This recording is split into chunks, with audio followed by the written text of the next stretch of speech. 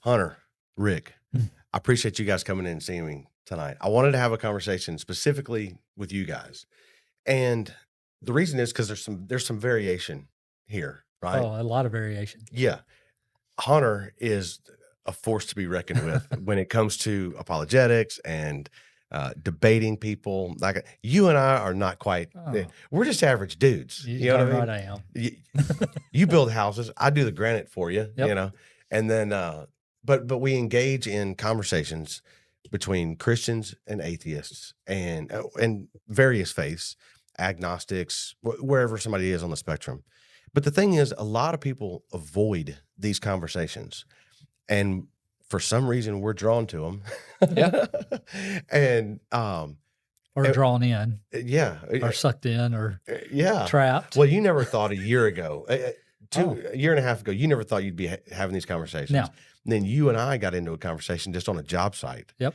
And next thing you know, we're like, hey, man, I really enjoyed that. We disagree, Yep. but I really enjoyed having the conversation.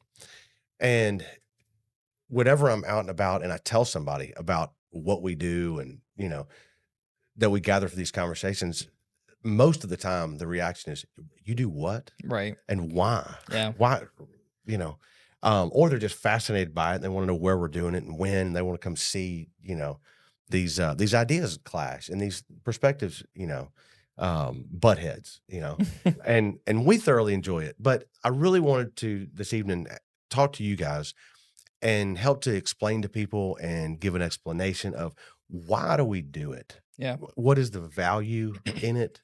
What benefits can come from it?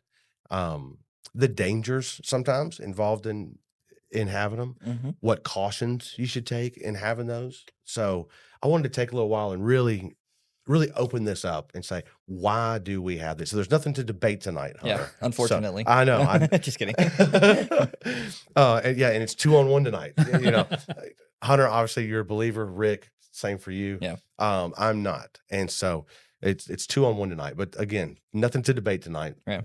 Tonight's thing is just really explaining to people why we do this, why we enjoy it, Yep. that kind of thing. So let me ask you, well, first of all, let's give everybody just a brief history, introduce yourself, tell them who you are, what you're about.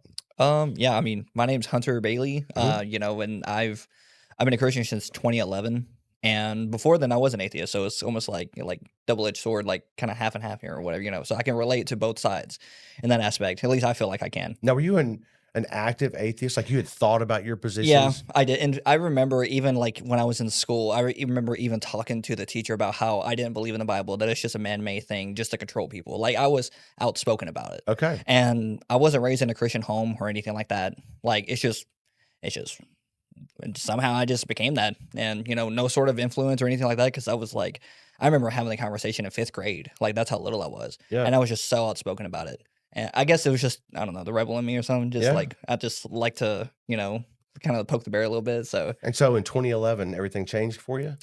Yeah. But it was a progressive thing. It didn't Okay. just like happen overnight or anything. Mhm. It's just kind of like just looking into it. Like I told you before, my master's is in New Testament. And the reason why I decided to go that route is because just, if you watch like my podcast on Everything NT on YouTube, you'll see like a bunch of books behind me.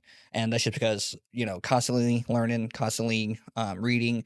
And one of my philosophies is in order to be a great teacher, you have to stay a good student, constantly learning, constantly adapting. And so just, you know, been doing the research. And from my research, I've come to the conclusion that Christianity is true.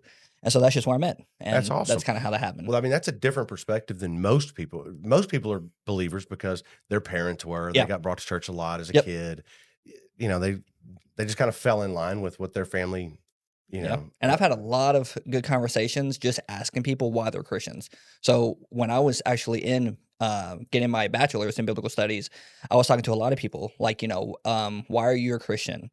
And a lot of them would say, you know, it's because I was raised, or it's because I had a, you know, like something supernatural happen, and not taking anything of that away from them or anything. Mhm. But I would just compare that to other religions. Okay, so if Moroni appeared to you like in Mormonism, you know, does that make Mormonism true? Well, no. Well, then why are you a Christian? You know? And they was like, well, I was raised that way. I was like, okay, so a Muslim in the Middle East is raised as a Muslim. Does that make it true? Right. Well, no. well, then why are you a Christian? And ultimately, it came down to like, why ultimately are we even Christians today? And that's because of Jesus, ultimately, Okay. you know? So your faith is really a product of the study that you've done, Yeah. and that's awesome. Yep. So, Rick, you and I are different. You and I, Putting it nicely. when I was a believer, it wasn't because I had done a tremendous amount of study, that kind of stuff. I feel like you and I, our parents were Christian. We were raised that way. We, for the most part. Yeah. I mean, I had Christian parents, not necessarily living a Christian life. My Okay. mother did. She's the prayer warrior in my life, but my real father didn't live a Christian life. I remember we've had some discussions about that. Yeah. And my stepfather didn't either. I Right. mean, he didn't go to church with us, with my mom and I, when we would go to church. And so it's a mixed bag. I did have that Christian influence with Mhm. my mother, but with a father figure, not so much. So with you, it's more of you chose as an adult, this is the way I want to live my life. These are the things that I want to align with. Yeah, it is a choice, and I think that you see a lot of people in life that follow into these traps of, well, that's the way I was raised, and that I was treated. This is the way I grew up, and so I'm doing that to my kids. And I looked at life at 18 and said, I don't want to treat my kids whenever I decide to have a family. I don't want to feel the way I felt as a kid where my Mhm. dad didn't want to have anything to do with me and I didn't understand that. Or I had a stepfather. Now, God gave me that stepfather that gave me the things that I needed, but there's things in there that I wish I had as well. And I knew I could do it different. Okay. And I chose to do it different with my kids. And I'm very blessed to be very close to my kids. They're both in getting to be grown and leaving, even though they're still under my financial Yeah. support, but I don't treat them that way either. And um, I wanted to do it different. Yeah. And so I had a spiritual from my mother, a very good guiding person there, but it wasn't usually it's the father of the house that's the guiding. I Yeah. didn't have that. But again, she's a prayer warrior. She's a force to be reckoned with. Yeah. I've hung out with you and both of your kids, and you're right. They both definitely have their own voice, and you've equipped them to stand on their own and I'm not, assert themselves. And I'm not always going to be there. sure, you've done a great job. As far as my faith history goes, and this is just to introduce everybody to where we're at. Yeah, I was raised in a Christian home. We were very active. Mom sang in the choir. Dad was a deacon. We were in the church every time the doors were open. When I hit 18, had my rebellious years. Um, then after I got married, I would come back to and start, kind of living how I'm supposed to, that kind of thing. Honestly, I was more concerned with business and doing other things. And about 5 years ago, really started questioning my faith and became curious about a lot of things. How do we know what we know? Right. Started looking into what we know about the age of the earth. And I had been raised young earth creationist and started getting into how do we know what we know about the age of the earth, how old our species is, Yeah. that kind of stuff. And when it dawned on me that there had been some stuff that had been made up over the years, I just threw the baby out with the bathwater and then became a very active and vocal anti-theist, honestly, Yep. to stand in opposition. And so now here we all gather for these conversations and we Yep. challenge each other and all that. So let's get back to the topic at hand for tonight. Why do we do this? If I'm so vocal uh, in opposition to religion, and you guys are obviously, you know, um, have a heart for the Lord, why would we gather around the same table? Yeah. And what value do you see in it, Rick? For me, when you and I had that conversation in the front yard of our client's house. Mhm. You're the first atheist I had personally ever had a conversation with that I knew of. I'm sure I have talked to people that I just didn't know were atheists, Mhm. but probably not many. My and when I say I lived in a bubble, I did. I still do. It did nothing. None of that's changed. I think the majority of the people I still do work for are Christians, and the people, majority of my subs are Christians. They may be Catholic or they may be, but um, they're some sort of believer. And then I mean, it's just everybody in my circle's world is that. Which is normal. I mean, people tend to Yeah. stay in their own echo chamber. Everybody, all my friends think the same. We all agree on I these don't, things. I don't know, man. I've been in almost every chamber you can think of. Right. Oh man. Yeah, but you're different. Yeah, I Okay, sure. You sound like my wife. You're not normal. All right.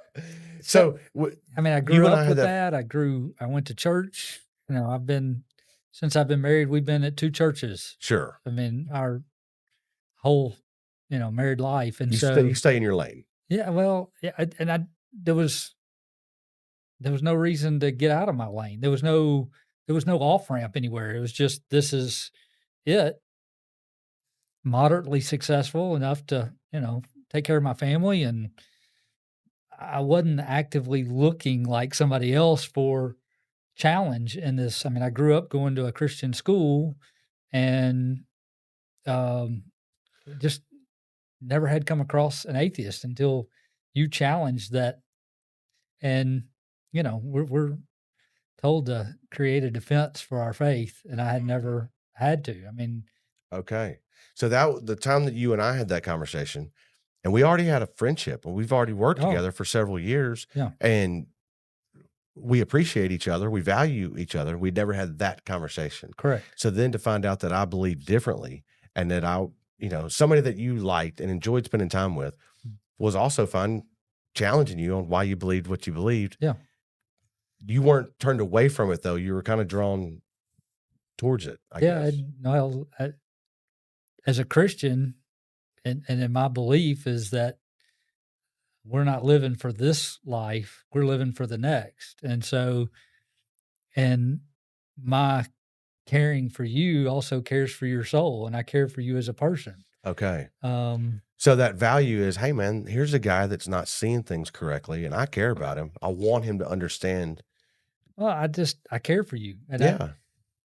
that at the end of the day, and I want to understand why you think what you think. And so, um, And you mentioned that you felt the need to have a defense for your faith. correct. So defending your faith, caring for those around you, Mhm. those are some of the valuable things Yeah. that you find in Yeah. it. What about you, Hunter? Why do you seek out these conversations? What's the value in them? Well, let's see.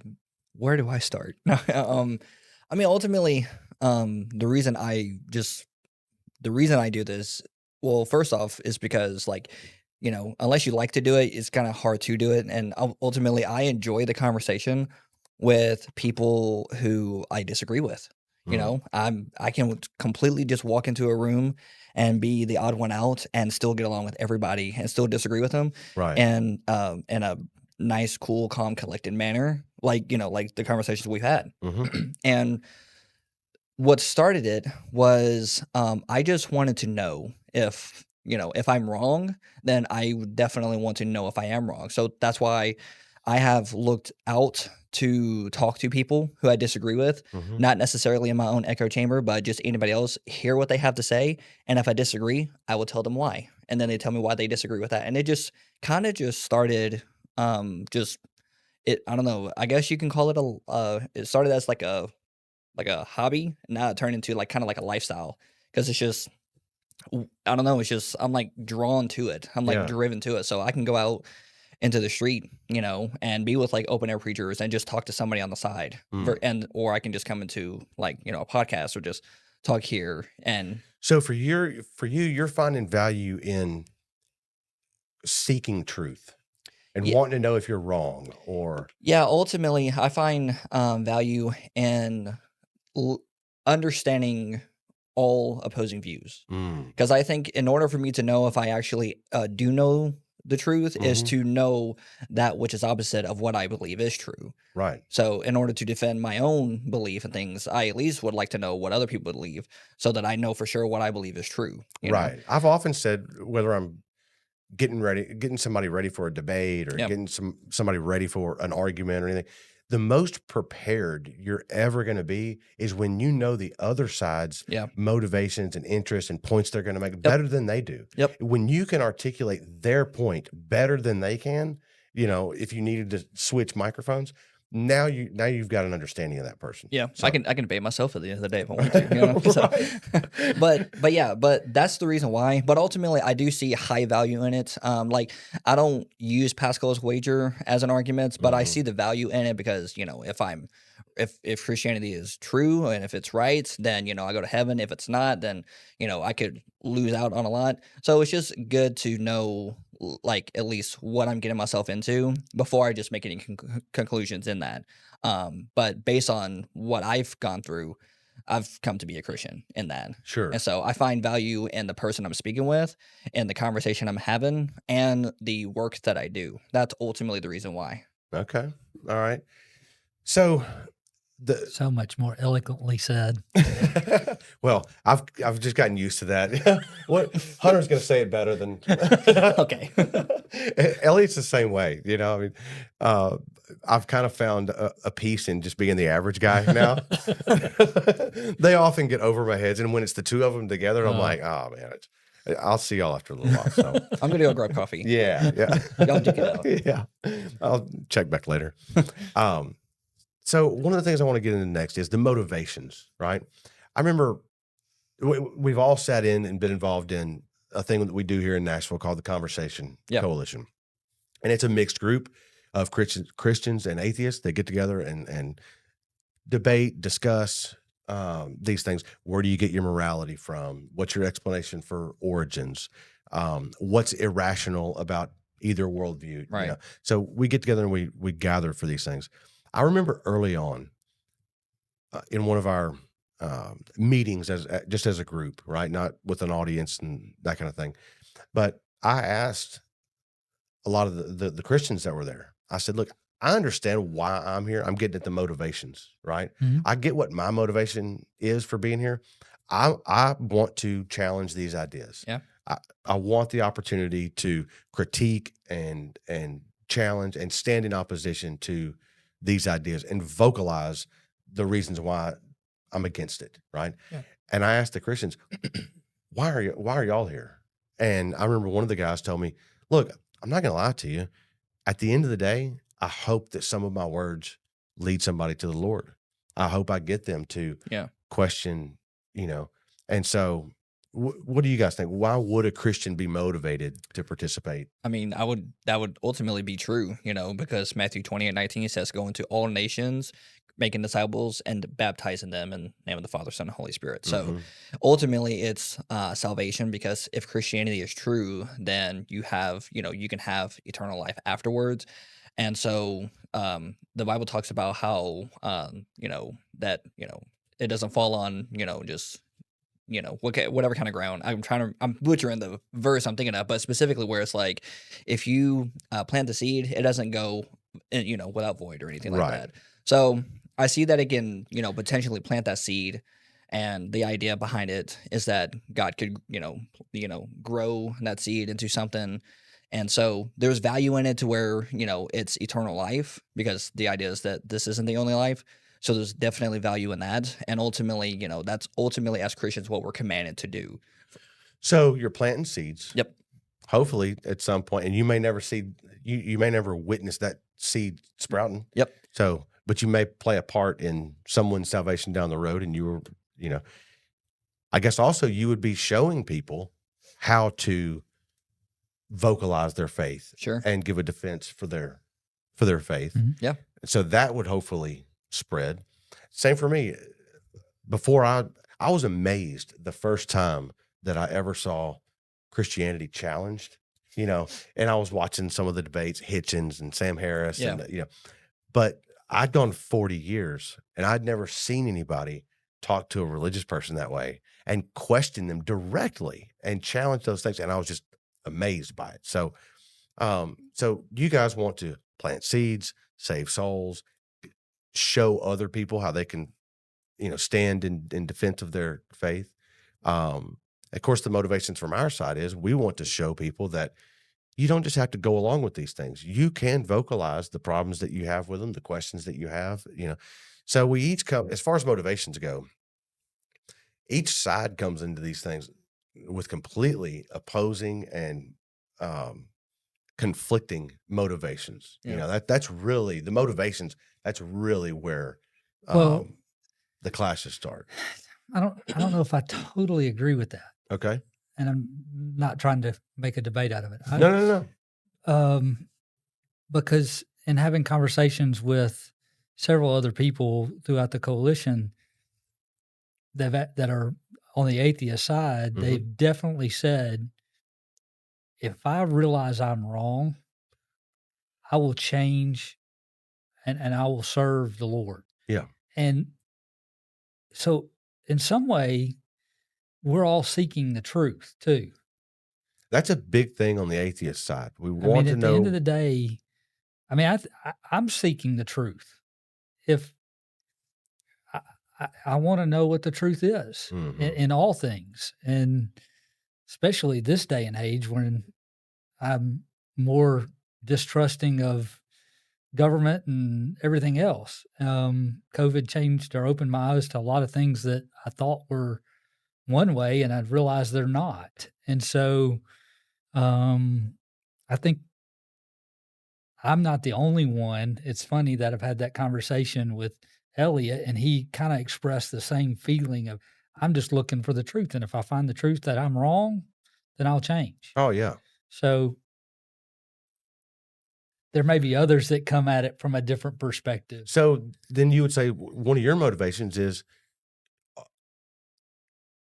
following along with that seeking the truth is you're wanting to see if you're seeing it wrong. And Oh, absolutely. yeah. And I'm open to the fact that I may not have all the details right or have all the information, the scientific stuff. I I know I'm not right about everything, and which is something I wouldn't have said 10 years ago or 5 years ago probably, Mm. but because I think there's so many things I wonder today, what I thought was right is now not right, and I realize those things they don't line up. So what else today am I wrong about Mm.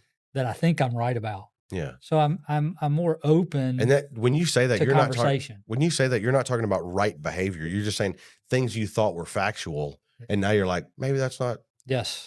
factual. Yeah, So exactly. so you're seeking the truth, wanting to verify why do I believe what I believe, Mhm. and that serves as a motivation for you also, along with planting seeds and saving souls, spreading the gospel. Now, Rick's not gonna save a soul. Rick we can throw a seed, but the Lord is gonna save that soul, and so Sure. a friend of mine that is, an influential Christian in my life and has been very influential in my son's is he's, a minister, and Randy, literally for a living, does Uber. Mm. And he keeps a little pamphlet with him with $1 or 2 stuck in there, and when he drives up and sees a homeless person, he doesn't know them, if it's a new area of town or whatever, he'll pull up to them, and he says, he'll ask them their name, and then after they leave, he'll write their name down. And then he'll come like, the next time he drives through, he's looking for that person. He Mm. knows their name. He's looking for 'em. He may not give them any more money. He'll give them that pamphlet, and he'll talk to them.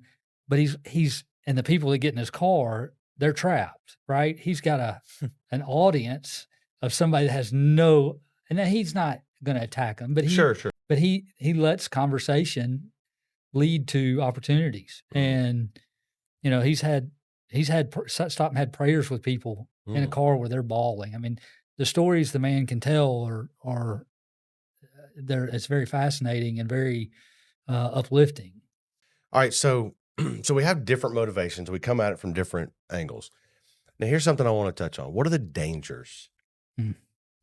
Does anything come to mind? And just having the conversation or doing like, Yeah, just being vocal, either being vocal about your faith, ooh, being vocal about, yeah, in my case, the lack of, yeah, um, yeah, and when somebody either challenges you a little bit, like I did with you yep. on the job site, right? What are the dangers that come with not keeping your mouth shut, but instead engaging in the conversation? One I can think of is family strife. Yeah. If I don't believe the same way that my family does, Yep. then next thing you know, Thanksgiving dinner gets a little bit awkward, Yeah. or it can. Yeah. Um, Friendships, Yep. can be broken, strained. When you and I first had that conversation across the bed of a truck, when I left there, I called Patricia and I said, "Yeah, I might have lost Rick." She said, "What do you mean? What happened?" I said, "Well, got in this religious conversation on the job site." She said, "Oh God, why did you do that?" Not I'm like, again. "Hey man, I couldn't help myself." So when you called back, 3 weeks later and said, "Hey, I need to meet you over here at this job," I was like, "All right, maybe I didn't. Good, maybe I didn't lose Rick." And then come to find out, you were like, "Hey man, that conversation we had, I want to do that again. I want another chance at bat. All right, well, anytime." So Yeah. now we get together and we enjoy having them. Yeah. So, but what kind of dangers do y'all see in having some of these? Well, I can speak from experience. While also you can make friends, you can also make people like want to be your enemy. Mm, So, in my experience, because I've been vocal like this since 2011, but in the time, I've gotten threats, like death threats before. what? Yeah.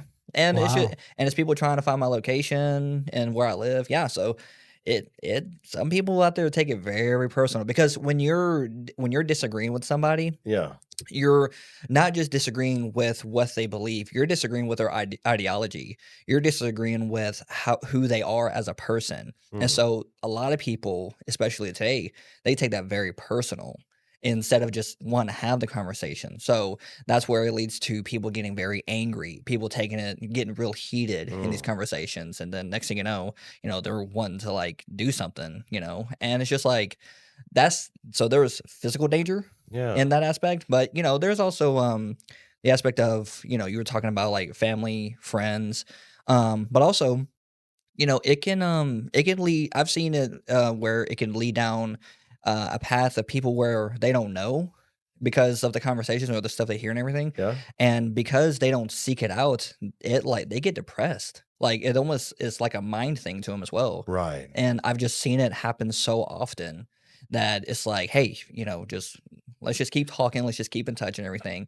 So it's a psychological aspect too. So they'll get depressed because what their faith gets shaken, Not just or that, but like I've even like had atheists like on the same frame where it's like, man, I just don't know. It's like I've had these. I'll listen to your conversations or I'll have these chats with people and everything, Mhm. and it's just like I just don't know and I'm lost. It's like a sense of lostness almost. Oh, Yeah, and so and they don't know up from down. They yeah, can't figure out what truth is, yeah, who's telling them the truth, yep, where to go find the truth, yep. and it becomes disorienting. Yeah, exactly. So there's a physical aspect to it, there's a psychological aspect to it, and I mean, of course, as a Christian, I could say there's a spiritual aspect to it as well. So it's just it's a person, it's a being that can be thrown left and right either way. So Mhm. that's just some examples I can think of off the top of my Right. head. Well, I could see how it would be taxing, constantly having your beliefs challenged. Yeah. Um, I don't know that I could do it. Some people just get used to it, like me. I'm just like anybody and everybody can say anything. I'm like, I'll just okay. Well, it's because you're really confident in your Sure, faith, and you're confident in general. sure. Well, and I think it's a personality trait too. I don't think I would handle it as well as he would confrontation constantly. I'm not. I mean, because of what I do for a living, I've had to deal with confrontation, but I'm not one looking for it. Sure. Yeah. And in those confrontations, you're not looking to further it. No, You, I'm you're trying to end it. you're trying to end it, and hey, what do we need to do to make this go away? Yep. Make everybody happy. Yep. Whereas And when sometimes it's impossible. Yeah, sure, that's true. sure. Yeah. But that's different with these conversations. It's because the motivation is more to unwrap the topic Right. and really see if we can arrive at what can we learn or what do we know based on this. Yeah. So, but yeah, it can be taxing and wear on people. And burnout would be another one of those. Oh, Yeah. yeah. If somebody's really engaging in these all the time Yeah. on a regular basis, you can get burned out. I Yeah. mean, so just this week, and this is not a religious thing, it was more, we're in a heated political environment right Right. now. Yeah. So everybody from both sides is posting memes and their opinion on who people should vote for and that kind of stuff. And there was a meme that went around this week, and it was factually inaccurate, Sure. right? And it was about a tax plan and that kind of stuff. And so when I first saw it, I didn't know it was factually inaccurate. I saw it and I thought something seems a little off about that to me. So I went and looked at that person's tax plan. Is this true? That Yeah. Well, turns out it wasn't true. Yeah. And so I found the article that actually went into more detail. It was nothing like this little meme had stated. So I went back onto that person's page and said, hey, actually, this is misleading and it's a little bit inaccurate. I'll post a link to the full details about what you're referencing here because you're off. The information is off. The numbers that you've quoted aren't correct. And they said, okay, and I posted the article. They never responded back. Okay, fine. I saw the exact same meme later on. I did the exact same thing. They said, okay, show me. They didn't come back. Yeah. I did this half a dozen times, finding the article, posting the link. Never did anybody come back and say, no, Gary, you're wrong. You're reading it wrong. No one ever said that. But I continued to see the meme here. And finally, I just got tired of whatever. Yeah. I can post this a dozen times on friends' feeds, whatever. It's still going to run rampant, Yep. Yeah. So I just grew weary of it. And I feel like sometimes people can grow weary of these conversations if they're involved in them all the time. So, and you can offend people. You have to be very careful to love each other, care Yeah. about each other, care about that person. Agreed. When I first told my sister, who's a strong Christian, you've met my sister. Oh, yes. And when I first told her, the way I went about it was terrible. I mean, I was extremely attacking. I mean, it was just bad, right? Yeah. Angry atheist type behavior, And my sister was just, blown back, kind of in shock by it, kind of teared up. Yeah. We didn't talk for like a month, which is unusual for us. We usually talk very regularly. Finally, when I circled back around and said, hey, we haven't talked, what's up? She said, well, I felt so attacked in our last conversation. And I had to say, hey, we never have to talk about this again. I value you and I love you. I was just trying, what I was trying to do was open a window to myself and let you know what was going on in here. And I was hoping that you and I could gather and talk about that thing. But when I attack that thing, I'm not attacking you. I love you. And she said, well, I get that. You got to understand that thing that we're discussing is also a critical part of my identity. Yeah. And that Very thing much is, so. Exactly. See? so when you're She lives her faith. exactly 100%. Yeah. Day to day. So it's a delicate dance when the thing that's most precious to you is most offensive to me and vice versa. Sure. That's a very delicate dance and you have to proceed with caution with those that you care about. And really, even if it's somebody that you don't know, if you're wanting that person to open up, share themselves, be vulnerable, have an honest conversation with you instead of just digging in. Yeah. When you present a question, if you really want that person to go, I've never thought about it like that. Yeah. Well, they're not going to do that if they feel like you're just on the attack. Yeah. Right.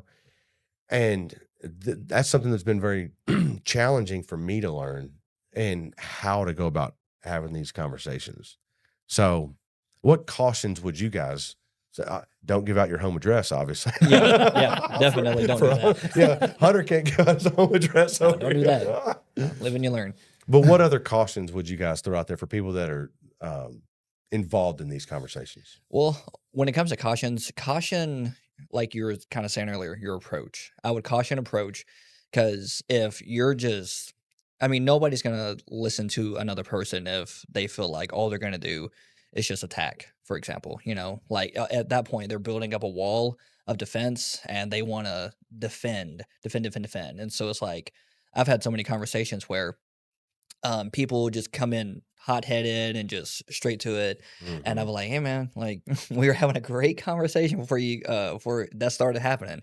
Right. And he was like, and I just remember like specifically one example. I was like, "Yeah, I did come in kind of guns blazing," and I was like, "Yeah," and like, but growing like almost like kind of like growing a relationship, start off small and then work your way into it, and then the other person be more open. Right. But so I would caution approach, but sometimes guns blazing. Sometimes it calls for that. If you got Right. somebody who is also guns blazing everything, and you know, just sometimes it happens. Yeah, you could definitely vary your approach by personality. Yeah, exactly. So if I have a specific topic that I want to go over with somebody, Yeah, if I know that I'm sitting down with Hunter, I may approach it a certain way. yeah, If I know that I'm sitting down with Rick, I may go about it differently, yeah, and vice versa. yeah. So, okay. So I haven't really thought much about that. I've always thought more just in general terms. Yeah, Take a little bit of caution in your tone. yeah. Also, I just thought of something too. I would also, honestly, weirdly enough,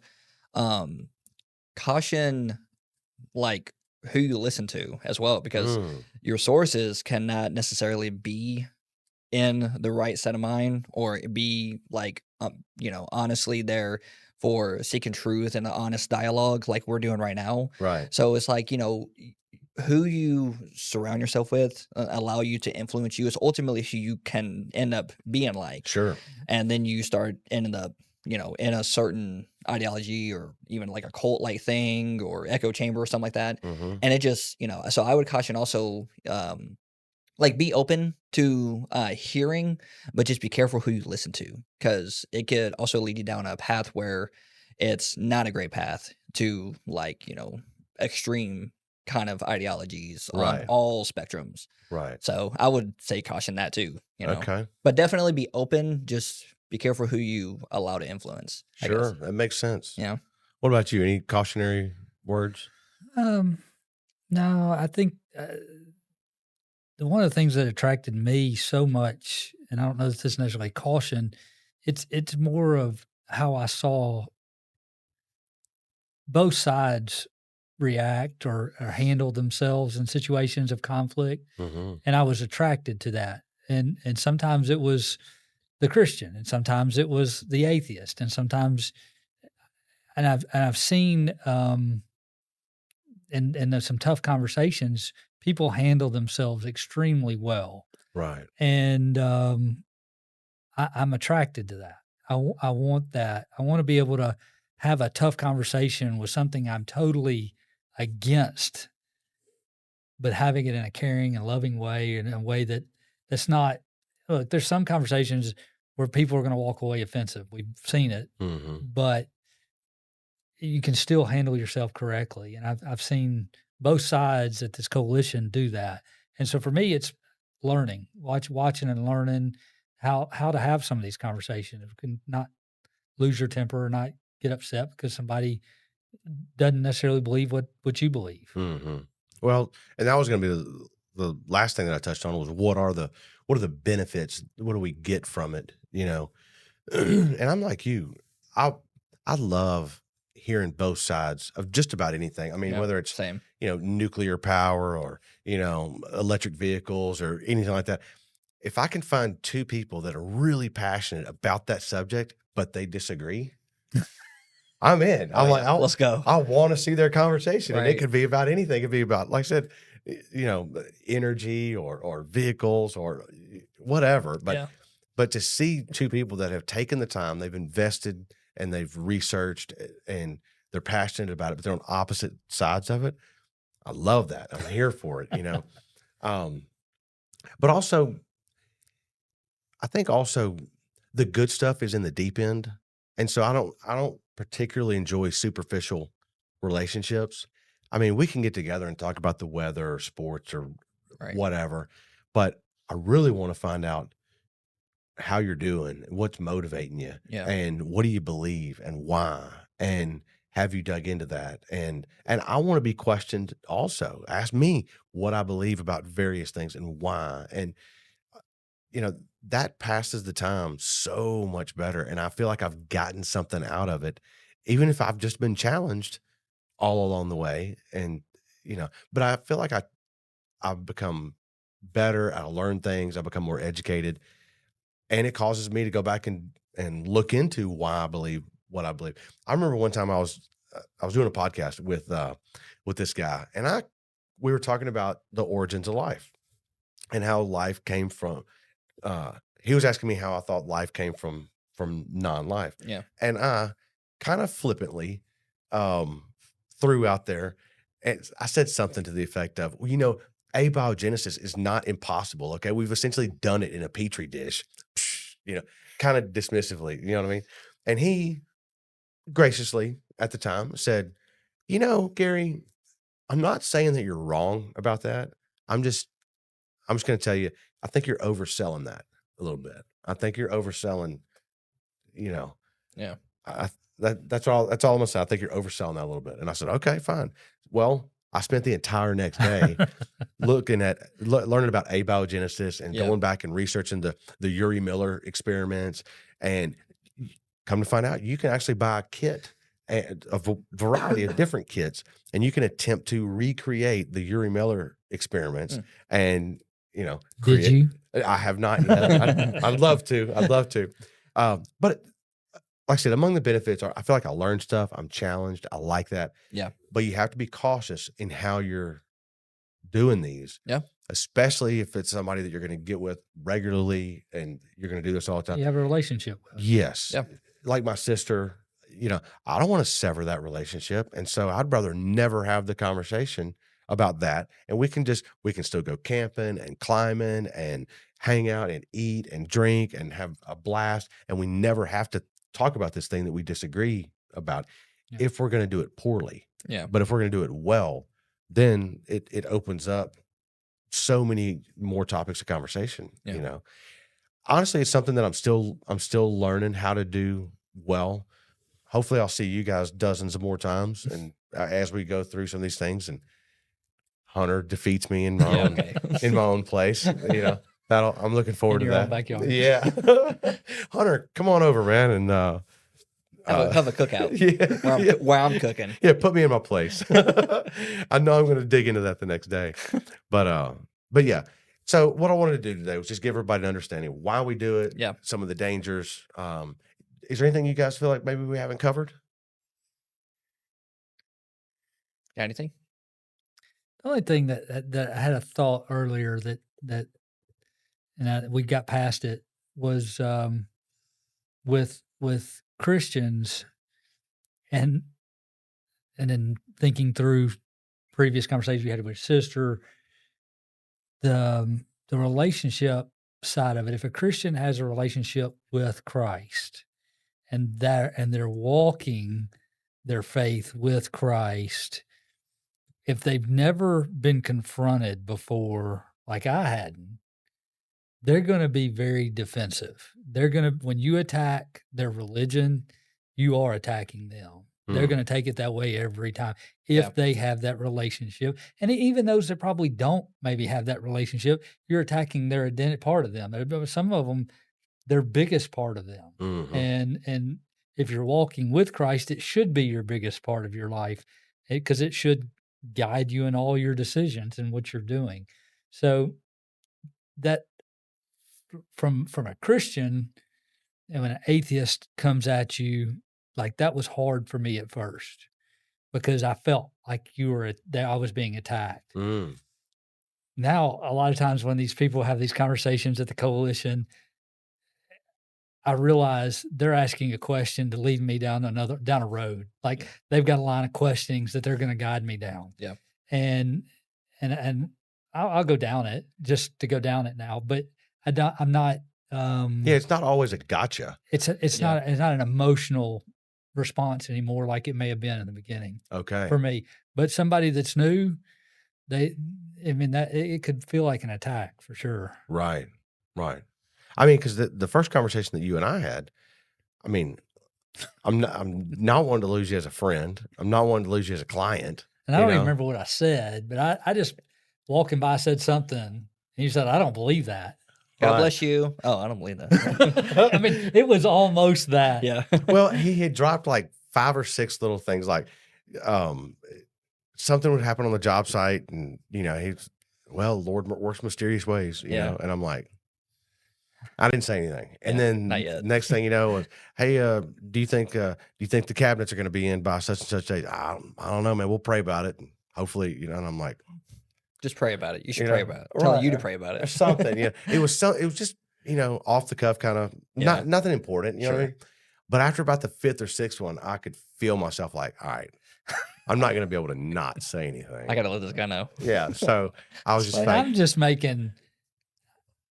Just little comments here and Yeah, there. I mean, it wasn't intentional. no, So there no. was a time in my life where I'm not going to say ashamed, but I was very quiet about my faith. Yeah. I wasn't vocal at all.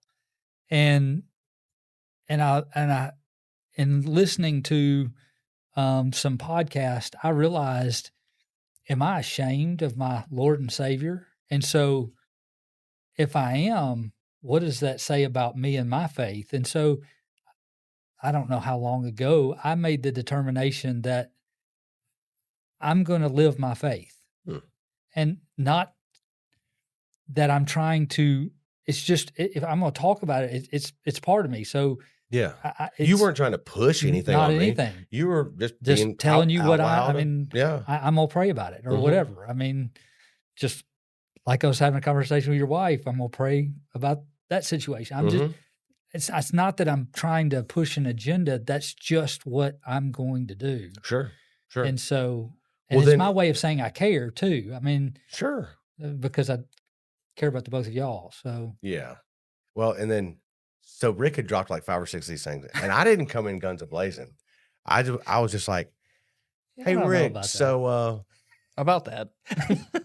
not everybody believes the Yeah. same." And And I'm he, like, he what? was like, "What? What do you mean?" And I'm like, "Well, for instance, like me, like I don't believe that. Yeah. I'm not a Christian." Yeah. What? And typically the response I get whenever I tell anybody that, like a customer or if it comes up, they go, "But you're such a nice guy." Like, I don't understand. And I'm like, Yeah. "Well, I don't have to." I don't. Because no atheists are nice people. I know. I guess they just think all the atheists are terrible people or something. I'm like, well, I don't have to have like divine supervision to be nice. Right. I can just be a good guy. I Yeah. can just do good work and treat people right and never, not lie to you. But I can just do those things on my own. Yeah. I don't have to be supervised or directed to do those things. Yeah. But that opened up a conversation for you and I'm glad it did because now we have them all the time. Oh, I think I got hot at that. The first day. Oh yeah. I know you were getting worked out. The reason I thought I lost you, and I was like, "Oh God, he's never going to call me again." But yeah, and then we had a little bit more conversation on the next job, and now we gather after hours and intentionally, which I think is great. So Yeah, absolutely. yeah, so I think that's a good spot to wrap it up. I think we've gone over everything, and so I would just tell people to be cautious in how they're doing them. Yeah. Be intentional. Yep. And Put the relationship first. yeah, exactly. Put the relationship first, and you don't have to be shy about what you believe or don't believe.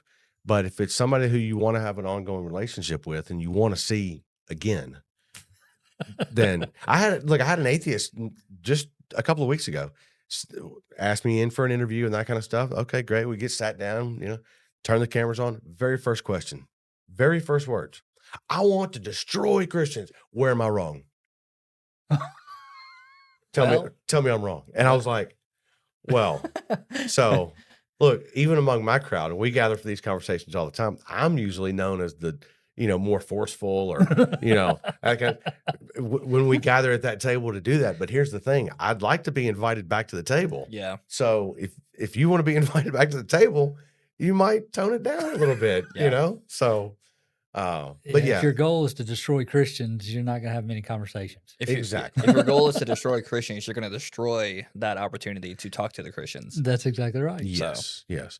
Which honestly, this is that's been a learning process for me because I was so vocal and so adamant, and have been for so long yeah, that I'm still learning the lesson of, hey man, value these people that are willing to sit down and have the conversation with you because not everybody will. yeah, Well, and we've not at all trying to make it political, but we are seeing censorship as a um, major topic throughout the world, not just here in the United States. And you have to have both voices. If you're gonna yeah, if you're gonna silence one voice, there's only one voice left. yeah. There's no opposition. There's no thought. There's no. It's just one way, and it's a very dangerous road to go down. Right. I agree with that because when it comes to like if you're, you know, if people aren't willing to have the conversation, it's almost like what I was talking about earlier that people build these walls up and they don't want nobody getting over their walls, breaking down their walls or anything.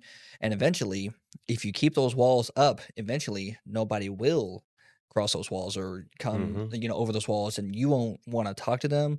And eventually you're stuck in your own bubble and it could lead down to a very dangerous road to like more extreme of what you have necessarily. Like back then, in the past, we've seen it to where like, where people are able to speak out more and have the conversations. We see actually a culture where people are more friendly to each other. People are more open and people can have an actual in-person debate. That's how like universities would like kind of do their thing where people of different opinions, they would come into like open air spaces and they would debate or that's the whole thing with like Speaker's Corner in London and Hyde Park. That was what it was all set up for, or at least that's the history behind it. People just came there just to debate, but now you can't do that really much today, and it just shows a huge division. And so I think that's why conversations like this, Right. the why we do this, is so important because if we're not open to hear the other side, then we're not. I mean, how can we expect anybody to hear our side or listen to us? Right. And that causes more division. That makes it more dangerous, and eventually that leads to